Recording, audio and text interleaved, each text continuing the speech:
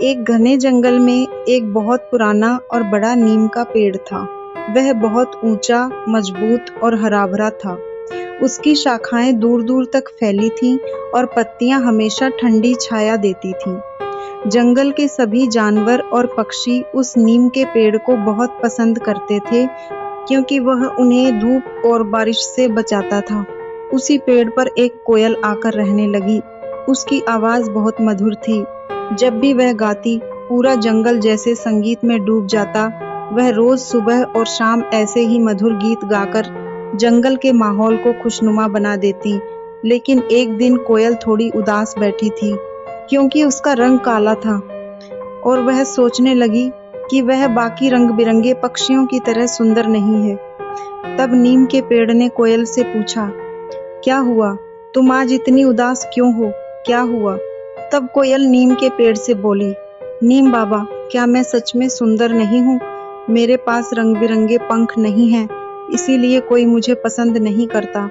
नीम का पेड़ हल्की हवा में झूमते हुए बोला, बेटी, सुंदरता सिर्फ रंगों में नहीं होती, बल्कि गुणों में होती है।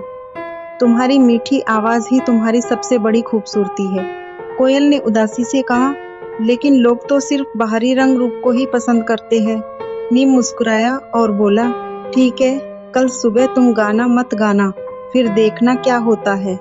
अगले दिन सुबह जंगल में अजीब सन्नाटा था। न कोई मधुर धुन, न कोई खुशी की आवाज।